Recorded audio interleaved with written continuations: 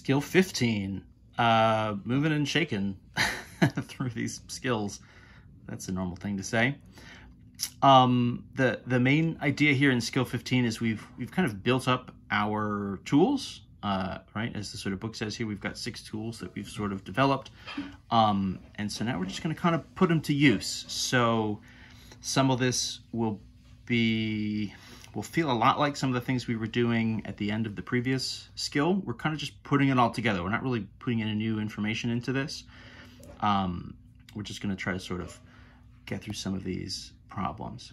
The idea with sort of a generic trig problem, and this kind of works as sort of a general problem solving strategy too, right? Try to identify whatever the quantities are that you're given, right? Whatever your sort of given values are, identify what the quantities are that you need to find, right? What your sort of goal is. Figure out which of our trig tools you're going to need to use to sort of get to the answer, and then use them, right? So what do you got? What do you need? What can you use? And then use it. Mostly what we'll be doing here is sort of running through some examples, right? So I'll run through a couple examples, and I'll run through one from the homework as well. So one of the things we can do here, right, is we're trying to sort of, if we're given some amount of information about a right triangle, we can use all of our trigonometry tools to sort of help us find any sort of missing information. So in this case, we have a triangle, right? We're sort of given, one of the small angles, 27. We always know the 90-degree angle, right? That kind of is sort of by definition that it's a right triangle. And it looks like we know the longest side here, which is 20 millimeters. We're trying to find this sort of bottom side, X. I went ahead and labeled it, right? So our angle here, our sort of perspective angle is 27. So that means the X value would be sort of the opposite side from 27. And then the 20 millimeters, right, is going to be our hypotenuse, is going to be the long side. So right off the bat, we're trying to sort of identify those pieces of information, right? Things we know we're trying to find, right? Find what we're, identify what we're missing, what we're solving for. In this case, the X value, which is the opposite. What you're going to do from there is to ask yourself, okay, so which of my trig functions would relate an opposite side and a hypotenuse? And so hopefully you're saying, so SOHCAHTOA, S-O-H, sine is the opposite over the hypotenuse, right? So your sine function, sine of the angle, would be opposite over hypotenuse. And what we know here is the angle value. So we sort of start to set this up, and we're going to fill in the pieces that we know, right? So we know the angle is 27 degrees. We know the hypotenuse is 20 millimeters. So you can sort of have sine of 27 degrees would be this X value, which is the opposite side over 20. From there, what we're trying to do is solve it for the X. So you can do a sort of cross multiply, right? Multiply the 20 to the other side, and you get sort of X would be equal to 20 times this sine value. Now, because we know what the angle is, right? We know it's 27 degrees. We can just sort of get the value for sine of 27 degrees directly from the calculator. I've got it here, right, with this little arrow. So 0.454 is sort of a rounded version of what I get from my calculator for sine of 27 degrees. Multiply by the 20, what I'm going to end up with here is 9.08 millimeters. We can kind of give it the eyeball test. None of these pictures is perfect, right? But if our long side here is 20, at the very least, we should expect to get a smaller value, right? So 9 compared to 20, this is obviously significantly smaller. That would make sense because this was only a 27-degree angle, right? So if we're across from a 27-degree angle, we should have a side length that's significantly smaller than 20.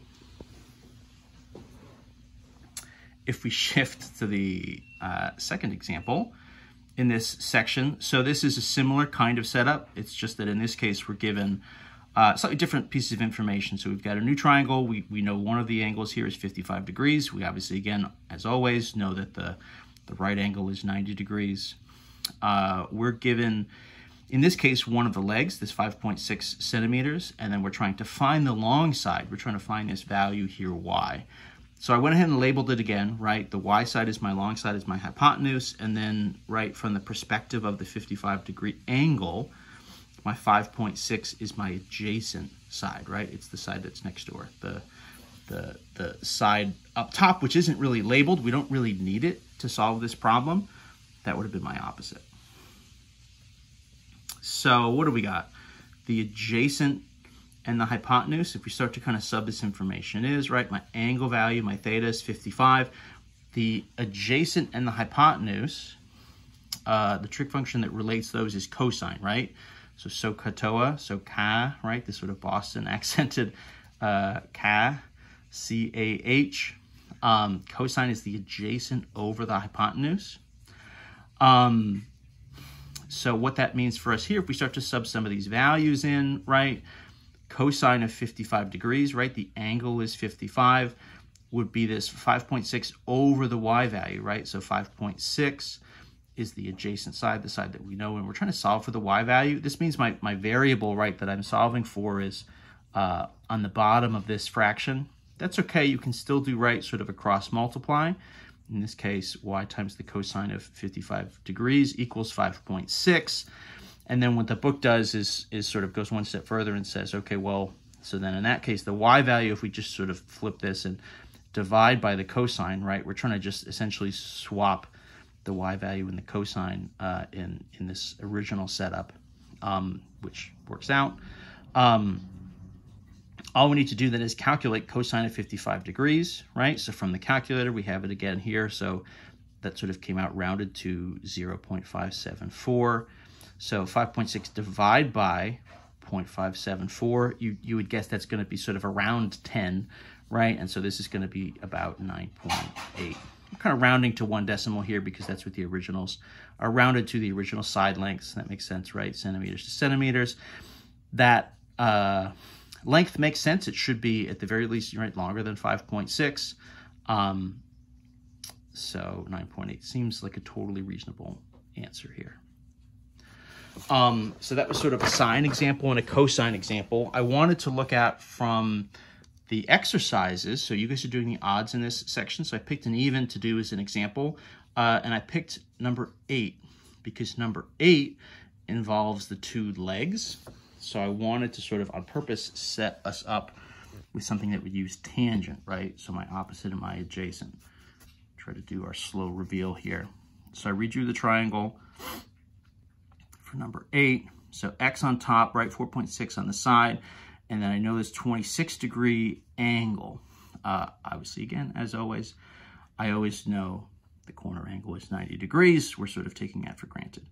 So from the perspective of 26 degrees, the 4.6 is the opposite side. The x value, the unknown value I'm trying to solve for, is the adjacent, right? So I know the opposite is 4.6. I know my angle, my theta, is 26 degrees. The trig function that would relate the opposite and the adjacent sides together would be tangent, right? That's my TOA, T-O-A, SOHCAHTOA. So the idea here is I'm going to set up, so tangent of the angle should be the opposite over the adjacent. So my angle is 26, tangent of 26 degrees. So equals the opposite over the adjacent. So the opposite side, right, is my 4.6. So we're subbing that in. This is a similar math setup to the cosine one we did before, right? The missing value is on the bottom of this fraction. So if you do sort of a cross multiply by a to get, you know, a times the tangent. What I'm doing here, just a little bit of a small difference in sort of how we solved it. So rather than divide by, you know, tangent written out, I just sort of calculated the tangent value here, right? So from the calculator, tangent of 26 degrees, I'm getting something like 0.488. You should get something that's very, very close to that, right? Where you're rounding it. I would keep a couple decimal places in there. I don't just call it 0.5, right? For example, I would get at least 2 decimal places in your values here. I'm kind of doing a third one for good measure, just to try to get, you know, as accurate a number as I can. From here, right, to solve for that missing side, the adjacent side, my x value, all I'm doing is dividing by that 0.488. So the 4.6 divide by that is going to get me to something like 9.4 centimeters, right? If you do this and you get a 9.34 or a 9.45 or something, right? something that's just a little above or below, you're probably still on the right track, and you're probably good. So that's the basics. That's the idea here for this sort of first set is, you know, you're kind of given one of the angles, you're given one of the sides, and you're trying to find one of the other two missing sides. You could take these and sort of mix them up. You can kind of make them up on your own, provided you're sort of picking angles and side lengths that, you know, make sense and are workable. You can sort of do these problems all day. So I guess we'll see. Have a fun day doing that.